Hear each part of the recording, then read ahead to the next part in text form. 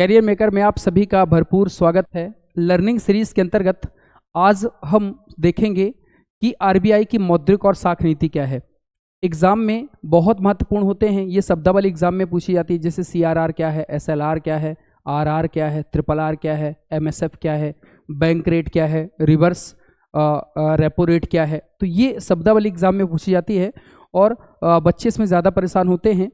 तो इसी को टारगेट करते हुए लर्निंग सीरीज के अंतर्गत आज हम देखेंगे कि आरबीआई बाजार में तरलता कैसे लाता है और ये शब्दावली क्या है, इनके मतलब क्या है। ठीक है, तो आइए हम शुरू करते हैं अपने वीडियो को। ठीक है, देखें तो सबसे बड़ी चीज़ ये है आरबीआई। ठीक है, रिजर्व बैंक ऑफ इंडिया, इसका लोगो आपको दिखाई दे रहा होगा। ठीक है, ये आपका रिजर्व बैंक ऑफ इंडिया का क्या है, लोगो। ठीक है, देखें अब आगे चलते हैं। सबसे बड़ी चीज़ है क्या कि आरबीआई क्या है भाई, रिजर्व बैंक ऑफ इंडिया। ठीक है, तो रिजर्व बैंक ऑफ इंडिया में है कि 1934 में आरबीआई एक्ट पारित होता है। 1934 में आरबीआई एक्ट पारित होता है और 1 अप्रैल 1935 को आरबीआई की स्थापना हुई और आरबीआई ने काम करना शुरू किया।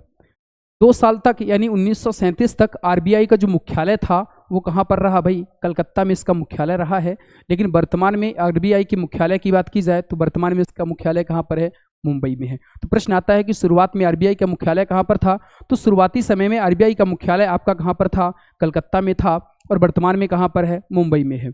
जो आरबीआई का निर्माण है वो यंग हिल्टन आयोग 1926 की सिफारिश के आधार पर किया गया था। मतलब यंग हिल्टन आयोग आरबीआई बनाने की सिफारिश की थी यंग हिल्टन आयोग ने। तो आरबीआई का जो निर्माण है यंग हिल्टन आयोग 1926 की सिफारिश के आधार पर किया गया, जबकि केंद्रीय जांच आयोग इसका क्या था, दूसरा आयोग था। ठीक है, आरबीआई के जो पहले गवर्नर थे उनका नाम था सर ओसबोर्न स्मिथ, आरबीआई के पहले गवर्नर थे। जबकि आज़ाद भारत के जो पहले गवर्नर हैं वो हैं सीडी देशमुख। ये सब एग्जाम में बातें पूछी जाती हैं। आगे देखें अब आरबीआई देखें आरबीआई कैसे काम करता है। तो आरबीआई का जो निदेशक मंडल है, 2 प्रकार के निदेशक आरबीआई जो काम करने का तरीका है, आरबीआई का 2 निदेशक मंडल होता है। एक होता है सरकारी निदेशक मंडल और दूसरा होता है गैर सरकारी निदेशक मंडल।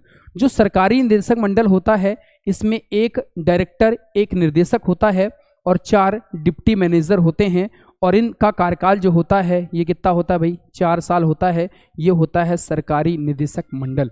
आरबीआई के काम करने में दूसरा होता है भाई गैर सरकारी निदेशक मंडल, और गैर सरकारी निदेशक मंडल में जो 10 होते हैं भारत सरकार द्वारा मनोनीत अन्य संचालक होते हैं, 2 भारत सरकार के अधिकारी होते हैं और 4 आपके कौन होते हैं, क्षेत्रीय गवर्नर। क्षेत्रीय गवर्नर जो 4 हैं वो दिल्ली, मुंबई, चेन्नई और कोलकाता से आते हैं। तो याद रखें आरबीआई का निदेशक मंडल 2 प्रकार का है, एक सरकारी है और एक गैर सरकारी है। सरकारी में 1 निर्देशक होता है और 4 डिप्टी मैनेजर होते हैं और इनका कार्यकाल 4 साल का होता है।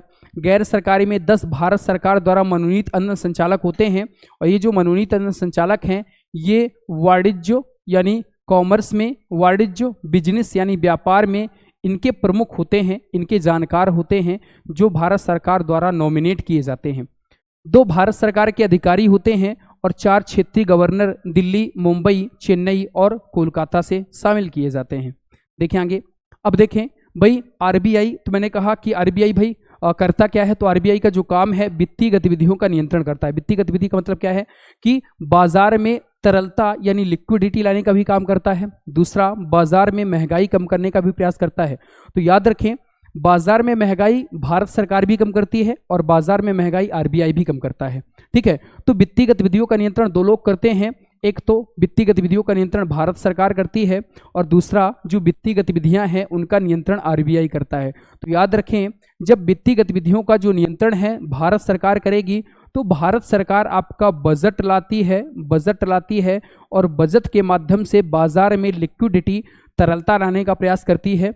ठीक है, और बाजार में महंगाई कम करने का प्रयास करती है बजट के माध्यम से, और बजट के माध्यम से जो महंगाई कम करने का प्रयास करती है उसे कहा जाता है राजकोषीय नीति कहा जाता है। राजकोषीय नीति मतलब राजा के द्वारा लाई गई नीति राजकोषीय नीति कहलाती है। और हमारा जो राजा है वो कौन है भाई, भारत सरकार। तो एग्जाम में प्रश्न आता है कि राजकोषीय नीति कौन जारी करता है, तो भारत सरकार जारी करती है। आरबीआई क्या करती है भाई, तो आरबीआई भी बाजार में महंगाई कम करने का प्रयास करती है। आपकी जो बाजार में महंगाई बढ़ी है, लिक्विडिटी बढ़ी है, तो उसे कम करने का प्रयास करती है, यानी तरलता लाने का प्रयास करती है। तो आरबीआई आपका बैंकों में आपका महंगाई कम करने का प्रयास करती है और एक नीति लाती है, उसका नाम है मौद्रिक एवं साख नीति, मॉनेटरी एंड क्रेडिट पॉलिसी, मौद्रिक और साख नीति। ठीक है, तो आरबीआई मौद्रिक और साख नीति के द्वारा आपका महंगाई कम करती है, जबकि भारत सरकार राजकोषीय नीति के माध्यम से आपका महंगाई कम करते हैं। यदि मेरे से कोई पूछे भाई कि राजकोषीय नीति, अब आपके दिमाग में आएगा राजकोषीय नीति मौद्रिक नीति में अंतर क्या होता है भाई? तो राजकोषीय नीति जो होता है ये आपका याद रखें, ये वर्ष में एक बार आती है, वर्ष में भाई एक बार आती है, आपका एक साल में एक बार बजट आता है। ठीक है, इसी तरह जो मौद्रिक और साख नीति है ये पहले शुरुआती समय में ये 3 माह में एक बार आती थी, 3 माह में एक बार आती थी, 3 माह में एक बार। लेकिन अगर मैं वर्तमान में कहूँ तो करंट में ये 2-2 महीने में आने लगी है। तो वर्तमान में आपका 2 माह में एक बार आती है, मतलब ये एक साल में कितने बार आएगी? 6 बार आएगी। ये एक साल में कितने बार आएगी? एक बार आएगी। देखें, ये एक साल में एक बार आती है, अतः इसमें परिवर्तन, इसको चेंज करना क्या होता है भाई? परिवर्तन इसका क्या होता है भाई? कठिन होता है। जबकि ये हर 2-2 माह में आती है, अतः इसमें जो चेंजेस लाना है, जो इसमें परिवर्तन है, वो क्या होता है भाई? सरल होता है, सरल होता है। दूसरी बात देखें, अब जो राजकोषीय नीति होती है, राजकोषीय नीति, तो ये आपका संगठित और असंगठित क्षेत्र, संगठित एवं असंगठित क्षेत्र, असंगठित क्षेत्र दोनों के लिए काम करती है। मतलब संगठित क्षेत्र का मतलब है ऐसे लोग जो रोजगार में हो, और असंगठित क्षेत्र का मतलब जिनका रोजगार फिक्स ना हो, जैसे कोई दिहाड़ी मजदूरी करता है वो असंगठित क्षेत्र में आएगा। कोई ऐसा है जिसका आपका क्या है, जैसे कोई गवर्नमेंट जॉब करता है तो वो संगठित क्षेत्र कहलाएगा। और तो संगठित और असंगठित क्षेत्र दोनों के लिए कारगर होती है, लेकिन जो ये मौद्रिक और साख नीति है ये केवल संगठित क्षेत्र के लिए काम करती है, ये संगठित क्षेत्र के लिए होती है। समझ में आ रहा है कि नहीं? ये संगठित क्षेत्र के लिए होती है। देखो, जो राजकोषीय नीति है ये आपका महंगाई और मंदी दोनों के लिए कारगर होती है। महंगाई एवं मंदी आपका दोनों के लिए क्या होती है भाई? कारगर होती है। जबकि मतलब ये महंगाई को भी कंट्रोल करती है, और बाजार में यदि आपका मद्दी आ गई है तो मद्दी भी सरकार क्या है कि बहुत सारी घोषणाएं कर देता है, जिससे बाजार में आपका क्या है? धन आ जाता है। तो ये महंगाई और मंदी दोनों के लिए कारगर होती है, जबकि ये आपका केवल और केवल आपका ये महंगाई के लिए कारगर होती है। ये महंगाई को ही केवल क्या करती है? कंट्रोल करती है। अगली बात क्या है? ये जनता की क्रय शक्ति को, ये जनता की जो क्रय शक्ति होती है तो जनता की क्रय शक्ति को सीधा प्रभावित करती है। मतलब जो सरकार बजट के माध्यम से घोषित करेगी तो डायरेक्ट इफेक्ट जनता पर आता है, तो जनता की क्रय शक्ति को ये सीधा प्रभावित करती है राजकोषीय नीति। जबकि ये जनता की क्रय शक्ति को डायरेक्ट रूप से, इनडायरेक्ट रूप से, यानी अप्रत्यक्ष या परोक्ष रूप से प्रभावित करने का काम करती है। ठीक है, तो ये है राजकोषीय नीति और ये होती है मौद्रिक नीति। ठीक है, तो बजट के माध्यम से आरबीआई आपका बजट के माध्यम से राजकोषीय नीति लाता है, जबकि मौद्रिक और साख नीति कौन लाता है भाई? आरबीआई लाता है। और भारत सरकार आपका बजट के माध्यम से क्या लाता है भाई? राजकोषीय नीति लाता है। तो ये आपको समझ में आया होगा कि राजकोषीय नीति और मौद्रिक और साख नीति में क्या फर्क होता है। ठीक है, अब देखिए, तो ये आपको समझ में आई होगी। अब हम देखते हैं कि आरबीआई अपने मौद्रिक और साख नीति के द्वारा कैसे महंगाई को कंट्रोल करती है। ठीक है, तो पहले देख लेते हैं कि आरबीआई के और क्या काम है। तो देखो, जो आरबीआई का लेखा वर्ष है, आरबीआई का लेखा वर्ष मतलब आरबीआई का जो लेन देन का काम होता है आपका 1 जुलाई से 30 जून, ये आरबीआई का क्या होता है भाई? लेखा वर्ष होता है। इसी तरह भारत का जो कृषि वर्ष होता है ये भी होता है भाई 1 जुलाई से 30 जून, मतलब आरबीआई का लेखा वर्ष और भारत का जो कृषि वर्ष होता है वो 1 जुलाई से 30 जून होता है।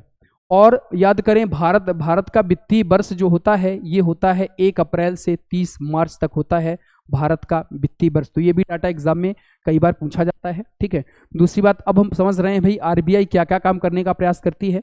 आरबीआई क्या क्या करती है, तो ये है आरबीआई के कार्य।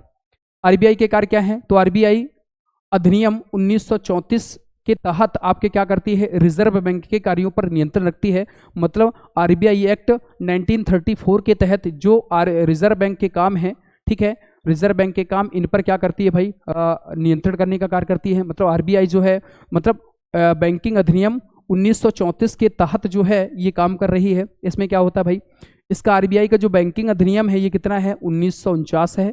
ठीक है, दूसरा क्या है, कंपनी के रूप में बैंकों पर नियंत्रण, मतलब ये बैंकों पर कंट्रोल भी रखती है, एक कंपनी के तहत काम करती है और जितने भी सारे बैंक हैं उन पर कंट्रोल रखने का प्रयास करती है। अगला जो काम है इसका मौद्रिक एवं साख नीति यानी मौद्रिक नीति तैयार करती है। मैंने आपको बताया कि मौद्रिक नीति क्या है, अभी उसके उपकरण हम देखेंगे। ठीक है, इसी तरह मूल स्थिरता को बनाए रखती है, मतलब बाजार में चीजें क्या हो, कॉन्स्टेंट हो, मतलब ज्यादा महंगाई ना बढ़े और ज्यादा आपका चीजें महंगी ना हो और ज्यादा चीजें सस्ती ना हो, ये मूल स्थिरता को बनाए रखने का प्रयास करती है। अगला आपका करेंसी जारी करती है, मतलब नोटों को जारी करती है, फटे नोटों को लेती है, मतलब नोटों का परिचालन भी करवाती है। याद रखें तो आरबीआई जो है 1 रुपए के नोट जारी नहीं करती है, आरबीआई 1 रुपए के नोट जारी नहीं करती है। 1 रुपए के जो नोट होते हैं उन पर जो हस्ताक्षर होते हैं वित्त मंत्रालय करता है, मतलब 1 रुपए के नोटों का संबंध किससे है भाई, वित्त मंत्रालय के हस्ताक्षर होते हैं 1 रुपए के नोट पर। ठीक है, दूसरा नोटों का परिचालन करवाती है, जो खराब नोट हैं उनको खपाने का काम करती है, नए नोट जारी करती है। इसी तरह आरबीआई जो है ये कुछ विकासात्मक भूमि कार्य भी करती है, जिससे विकासात्मक कार्य में आपका भूमि विकास बैंक के लिए पैसा वैसा देती है।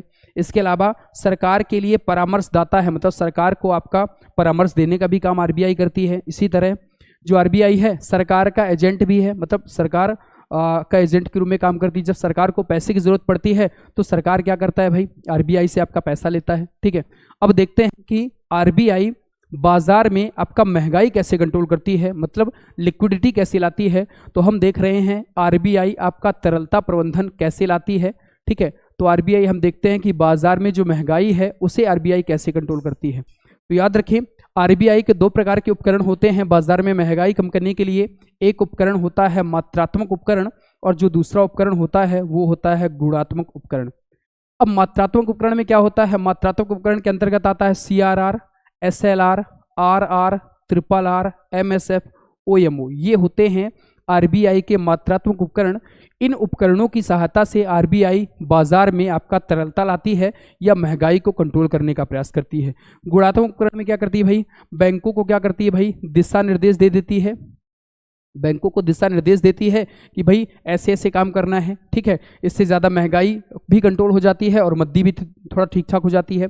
इसके अलावा डाउन पेमेंट को क्या करती है, बढ़ा देती है, डाउन पेमेंट को क्या करती है भाई, बढ़ा देती है, डाउन पेमेंट बढ़ा देती है कि भाई बोलती है कि आपका डाउन पेमेंट आवश्यकता कर दिया गया है, जिससे एक निश्चित राशि बैंकों के पास आ जाती है। ठीक है, तो ये भी करती है। अब देखें, हम देखेंगे कि ये हैं क्या, सीआरआर, एग्जाम में यही प्रश्न आते हैं कि सीआरआर क्या है, एसएलआर क्या है, आरआर क्या है, इसकी हम आगे बातें करते हैं। ठीक है, समझिए। अब यही लिखा हुआ है सीआरआर, इसका फुल फॉर्म जो होता है ये होता है कैश रिजर्व रेशियो, हिंदी में बोला जाता है नगद आरक्षित अनुपात। नगद आरक्षित अनुपात क्या है भाई, कि वर्तमान में जो है ये है 4.5%। मैंने बताया था आपको कि मौद्रिक और साख नीति हर 2-2 माह में आती है, तो 2-2 माह में आती है, तो ये लगातार बदलते रहते हैं। ये वर्तमान का मैंने लिखा है कि करंट में सीआरआर कितना चल रहा है, तो करंट में जो सीआरआर है वो 4.5% है। ये सीआरआर होता क्या है, तो ये कहलाता है नगद आरक्षित अनुपात। नगद आरक्षित अनुपात का मतलब है कि बैंकों के पास जितना भी पैसा जमा होता है, भाई बैंक पैसे जमा करते हैं, तो बैंकों के पास जितना भी पैसा जमा होता है एनडीटीएल में, एनडीटीएल का मतलब है net demand and time liability, तो बैंकों के पास जितना भी पैसा जमा होता है उसका 4.5% बैंक जाकर के आरबीआई के पास रख देते हैं। ये कहलाता है कैश रिजर्व रेशियो, नगद आरक्षित अनुपात। ये भाई तो ये क्यों रखा गया है, ये इसीलिए रखा गया है क्योंकि जो पैसा जमा होता है वो ग्राहकों का है, तो ये इसीलिए रखा गया है क्योंकि ग्राहकों का बैंकिंग पर भरोसा बना रहे, ग्राहकों का आपका क्या हो, बैंकिंग पर भरोसा बना रहे। कल के दिन कोई बैंक पैसा खा के भागेगा, रिस्पॉन्सिबल कौन होगा, आरबीआई। तो ग्राहकों का बैंकिंग पर आपका क्या हो, भरोसा बना रहे, इसके लिए आरबीआई क्या करवाता है कि अपने पास आरबीआई क्या करता है 4.5% रखवा लेता है। तो यही लिखा हुआ है कि बैंकों के पास जितना भी धन जमा होता है, जितना भी पैसा आता है एनडीटीएल में, मतलब net demand and time liability में, उसका 4.5% बैंकों को नगद रूप में किसके पास जमा करना पड़ता है भाई, आरबीआई के पास जमा करना पड़ता है। अब रोज का रोज नहीं जाते हैं ये लोग, 15-15 दिन में पैसा जमा होता है, और यदि आप 15 दिन में पैसा जमा करने नहीं जाएंगे तो आपसे आरबीआई पेनाल्टी लेता है। ठीक है, तो ये होता है कैश रिजर्व रेशियो, जो आरबीआई के पास बैंक जाकर के नगद रूप में जमा करते हैं, इसीलिए इसको बोला जाता है कैश रिजर्व रेशियो। एक बात और समझें भाई, इससे महंगाई कैसे कंट्रोल होती है कैश रिजर्व रेशियो से। देखें महंगाई कैसे कंट्रोल होती है, मैं आपको दिखाता हूं कि सीआरआर से महंगाई कैसे कंट्रोल होती है। देखिए जैसे सीआरआर है कैश रिजर्व रेशियो, तो मैंने बताया कि कैश रिजर्व रेशियो होता है ये जाकर के आरबीआई के पास बैंक जमा करते हैं। तो मान लो कि जैसे वर्तमान में कितना चल रहा है भाई, 4.5% चल रहा है। आरबीआई ने कहा कि अब हम सीआरआर को बढ़ा करके 6% कर रहे हैं, 6% कर रहे हैं। इसका मतलब ये है कि आपको बैंक क्या करेंगे, अब जाकर के आरबीआई के पास पैसा जमा करेंगे। कितना पैसा जमा करेंगे, 6%। मतलब आरबीआई ने ब्याज दरों को क्या कर दिया, बढ़ा दिया। अब आरबीआई के पास जब ये जाकर के 6% जमा करेंगे, यानी बैंकों के पास पैसा क्या हो जाएगा भाई, कम। अब बैंकों के पास पैसा कम क्या हो जाएगा, कम। जब बैंकों के पास पैसा कम हो जाएगा तो बैंक जो होंगे ब्याज दरों को क्या कर देंगे, बढ़ा देंगे। जब बैंक ब्याज दरों को बढ़ा देंगे तो जो भी कस्टमर बैंकों के पास आएगा ब्याज लेने के लिए, तो आप कस्टमरों को क्या है, बढ़ी हुई ब्याज दर मिलेगी, बढ़ी हुई ब्याज दर मिलेगी। और फिर बढ़ी हुई ब्याज दर में लोग कहेंगे कि भाई नहीं लेना है। और जब आपका लोगों का मनोबल कम हो जाएगा, कोई भाई बढ़ी हुई ब्याज दर में कोई पैसा क्यों लेना चाहेगा, तो लोगों का मनोबल जो हो जाएगा वो क्या हो जाएगा, कम। और लोग क्या करेंगे, जब पैसा ही नहीं मिला तो लोग बाजार से वस्तुएं नहीं खरीदेंगे। और जब बाजार से वस्तुएं नहीं खरीदेंगे तो आपका बाजार में जो वस्तु बिक रही हैं उनका प्राइस क्या हो जाएगा, रेट कम हो जाएगा। और रेट कम होना मतलब महंगाई क्या हो जाएगी, कंट्रोल हो जाएगी। ठीक है, महंगाई क्या हो जाएगी, कम हो जाएगी। ऐसा होता है। ठीक है, मैंने कहा कि सीआरआर की दर को जब आरबीआई बढ़ा देता है, आरबीआई जब बढ़ा देगा तो बैंकों को आरबीआई के पास ज़्यादा पैसा देना पड़ेगा। जब ज़्यादा पैसा देना पड़ेगा तो बैंकों के पास पैसा क्या हो जाएगा, कम हो जाएगा। जब बैंकों के पास पैसा कम हो जाएगा तो बैंक क्या करेंगे, ब्याज दरों को बढ़ा देंगे। ब्याज दरों को बढ़ा देंगे तो लोग जब बढ़ी हुई ब्याज दर देखेंगे तो पैसा नहीं लेंगे, अर्थात उनका मनोबल कम हो जाएगा। जब मनोबल कम हो जाएगा तो बाजार में वस्तुएं नहीं बिकेंगी, बाजार में वस्तुएं नहीं बिकेंगी तो उनका प्राइस क्या हो जाएगा, कम हो जाएगा। और महंगाई कैसे हो जाएगी भाई, कंट्रोल हो जाएगी। ये होता है सीआरआर में। ठीक है, इसी तरह सब में होता है एसएलआर। देखिए क्या होता है भाई, एसएलआर क्या है, स्टेटवली लिक्विड रेशियो। इसको हिंदी में बोला जाता है वैधानिक तरलता अनुपात। ठीक है, तो स्टेटवली लिक्विड रेशियो वैधानिक तरलता अनुपात, मैंने बताया था कि सीआरआर जो है ये आरबीआई के पास जाकर के बैंक जमा करती हैं। एसएलआर क्या होता है, एसएलआर ये बैंकों को अपने पास रखना होता है। जाकर के आरबीआई के पास जमा किया तो सीआरआर था वो, और ये बैंक अपने पास खुद रखते हैं। और ये आपका बैंक अपने पास नगद के रूप में भी हो सकता है और सरकारी प्रतिभूति के रूप में भी हो सकता है। भाई नगद रूप में भी हो सकता है, सरकारी प्रतिभूति के रूप में भी हो सकता है। सरकारी प्रतिभूति में आपको थोड़ी देर में बताऊंगा क्या होती हैं सरकारी प्रतिभूतियां। तो नगद रूप में हो सकता है, सरकारी प्रतिभूति के रूप में भी हो सकता है और स्वर्ण के रूप में भी हो सकता है। तो सीआरआर हम आरबीआई के पास जमा करते थे और एसएलआर ये बैंकों को खुद अपने पास रखना होता है। मतलब बैंकों के पास जितना भी पैसा जमा होता है उसका 18% बैंकों को खुद अपने पास रखना होता है। इसे कहते हैं एसएलआर। देखिए ये वर्तमान में कितना है, 18%। यह बैंकों को अपने पास रखना होता है। यह नगद रूप में भी हो सकता है, स्वर्ण यानी सोने के रूप में भी हो सकता है और सरकारी प्रतिभूति के रूप में भी हो सकता है। ठीक है, अब देखें सीआरआर व एसएलआर जो होते हैं ये जल्दी नहीं बदलते हैं, इस वजह से इनको दीर्घकालिक तरलता अनुपात कहा जाता है। प्रश्न आता है कि दीर्घकालिक तरलता अनुपात क्या है, तो सीआरआर एसएलआर ये लंबे समय तक जल्दी नहीं बदलते हैं। और एक बात और याद रखें, यदि सीआरआर व एसएलआर यदि आप बढ़ा रहे हैं तो ये कहलाती है कठोर मौद्रिक नीति। प्रश्न आता है कठोर मौद्रिक नीति क्या है, तो सीआरआर और एसएलआर को बढ़ा देना, जब बढ़ा देंगे हम, आरबीआई बढ़ा देगा तो ये कहलाएगी कठोर मौद्रिक नीति। इसी तरह सीआरआर व एसएलआर को यदि कम कर दिया जाए तो ये कहलाती है आपका मृदु या सरल मौद्रिक नीति। ठीक है, तो ये होता है सीआरआर और एसएलआर। ठीक है, चलिए बढ़ते हैं अगले में। अब लिखा है बैंक दर, बहुत महत्वपूर्ण है। बैंक दर और रेपो रेट लगभग मिलती जुलती है, तो याद रखें कि बैंक दर क्या है। इसमें ये याद रखें कि आपका इसमें आरबीआई उधार दे रहा है, इसमें आरबीआई वाणिज्यिक बैंकों को उधार दे रहा है। लेकिन याद रखें कि बैंक दर में आपका दीर्घकालिक ऋण दिया जाता है, लंबे समय तक के लिए ऋण दिया जाता है।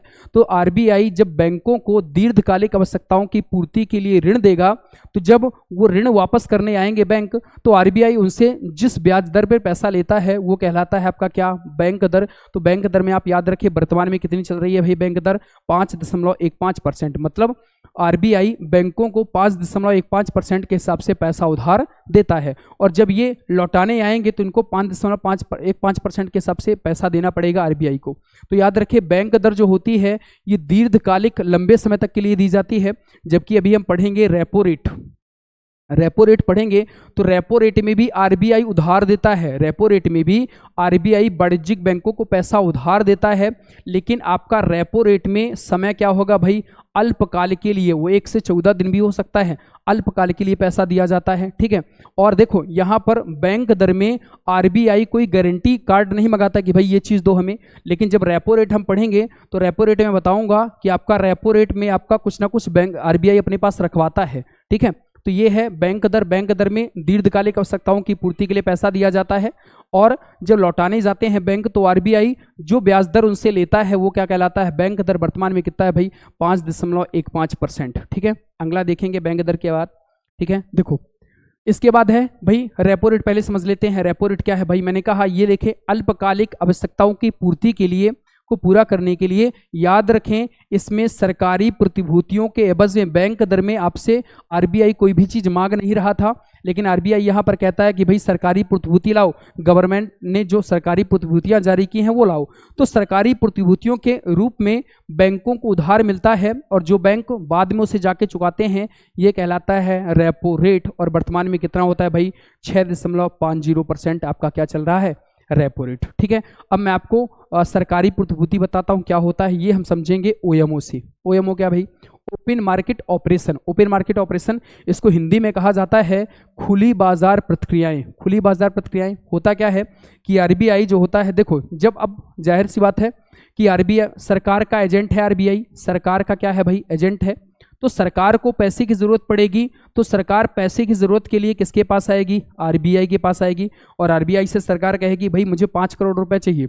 अब आरबीआई से सरकार ने मांगे हैं 5 करोड़ रुपए, अब आरबीआई के पास मान लो नहीं है पैसा 5 करोड़, तो आरबीआई क्या करेगी, आरबीआई को पैसा चाहिए। अब आरबीआई बैंकों से पैसा नॉर्मली तो मंगा नहीं सकती है, तो आरबीआई क्या जारी करती है, आरबीआई गवर्नमेंट की पॉलिसी जारी कर देती है, प्रतिभूति बनाती है। उस प्रतिभूति में आपका क्या है, मान लो ये कागज का टुकड़ा है प्रतिभूति, और इस प्रतिभूति में क्या करती है, प्रतिभूति में बैंकों को कहती है कि भैया ये जो है हम 10% की छूट पर बेच रहे हैं, मतलब 100 रुपए की चीज़ कितने में दे रहे हैं, 90 रुपए में दे रहे हैं, मतलब 10% की छूट पर दे रहे हैं। लेकिन जब आप वापस करने के लिए आएंगे तो इसको पूरा का पूरा हम पैसा देंगे, मतलब 100% पर हम आपसे वापस ले लेंगे। तो बैंक क्या करेंगे, बैंक जा करके सरकारी प्रतिभूतियां खरीद लेंगे, क्योंकि ये 10% की छूट पर हैं। और इनको आरबीआई क्या करेगी, आरबीआई आपका जब आरबीआई के पास जब ये लोग वापस करने आएंगे तो आरबीआई इनसे कितने मिलेगी भाई, 100% मिलेगी। तो बैंकों को कितने परसेंट का फायदा हो जाएगा, 10% का फायदा हो जाएगा। ये कहलाते हैं गवर्नमेंट पॉलिसी या गवर्नमेंट की नीतियां या सरकारी प्रतिभूतियां, ठीक है। तो यही है OMO, open market operation. RBI बैंकों को सरकारी प्रतिभूतियां बेचने का कार्य करती है। अब बैंक ज्यादातर पैसे लेके आएंगे, ज्यादातर सरकारी प्रतिभूतियां खरीदेंगे, और जब आरबीआई के पास पैसा आ जाएगा तो आरबीआई पैसा किसको दे देगी भाई, सरकार को दे देगी। ये होता है ओएमओ। इसको एक सरल से शब्दों में आपको समझाता हूं। ओएमओ का मतलब है ओपन मार्केट ऑपरेशन। ये भी महंगाई को कम करता है भाई। ये ओएमओ कैसे महंगाई को कंट्रोल करता है, देखिए ओएमओ कैसे महंगाई को कंट्रोल करता है। देखो अब मैंने कहा कि भाई मान लो कि जैसे वर्तमान गवर्नर है आरबीआई के शक्तिकांत दास। अब शक्तिकांत दास आए, उन्हें लगा कि बाजार में महंगाई बहुत ज़्यादा बढ़ गई है, बाजार में महंगाई क्या है, बहुत ज़्यादा बढ़ गई है। और शक्तिकांत दास ने सोचा कि महंगाई को कम करते हैं। तो शक्तिकांत दास आए और एक कागज़ में एक थैला कागज़ ले आए, ठीक है। और एक थैला कागज़ ले आए और एक थैला कागज़ में उन्होंने कहा कि हर एक कागज़ 10% की छूट पर बेचा जा रहा है। तो बैंक आए और बैंक वो कागज़ का टुकड़ा खरीद करके ले गए, बैंक कागज़ का टुकड़ा खरीद कर ले गए, और बैंक ने बदले में उन्हें क्या दे दिया, पैसा दे दिया। तो आपका ये पैसा कौन ले गया भाई, आरबीआई ले गया। अब बैंकों के पास जितना भी पैसा था वो सब कौन ले गया, आरबीआई ले गया। अब बैंकों के पास पैसा क्या है, बैंकों के पास पैसा बचा ही नहीं। तो जब बैंकों के पास पैसा क्या हो गया, कम हो गया, बैंकों के पास पैसा हुआ कम, और बैंक ने जब पैसा कम हुआ तो बैंक ने ब्याज दरों को क्या कर दिया भाई, बढ़ा दिया।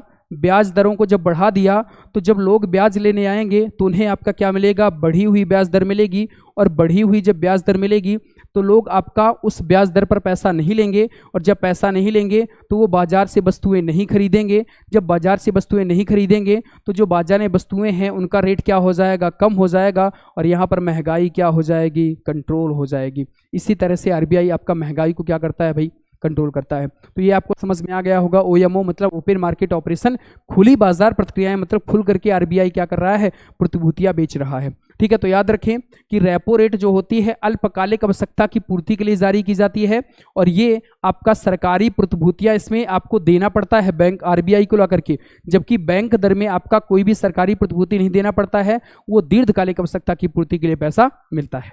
ठीक है, अगला देखें, अब है रिवर्स रेपो रेट। देखें हमने पढ़ा था कि रेपो रेट में आपका क्या है, आरबीआई से आप क्या लेते हैं, आरबीआई से बैंक जाकर के उधार ले लेते हैं, आरबीआई से बैंक जाकर के उधार लेते हैं, और आरबीआई उनसे कुछ पैसा लेकर के आपका क्या है, ब्याज ले लेता है। ठीक है, अब रिवर्स रेपो रेट में क्या होता है, इसका नाम ही है रिवर्स रेपो रेट, RRR इसको कहा जाता है, रिवर्स रेपो रेट। देखो अब मान लो बैंक के पास पैसा बहुत ज़्यादा आ गया, किसी बैंक के पास ज़्यादा पैसा आ गया और बैंक उस पैसे को मार्केट में नहीं निकाल पा रहा है। भाई बैंक बोल रहा है कि भाई ले जाओ 2% में, कोई लेने के लिए तैयार नहीं है।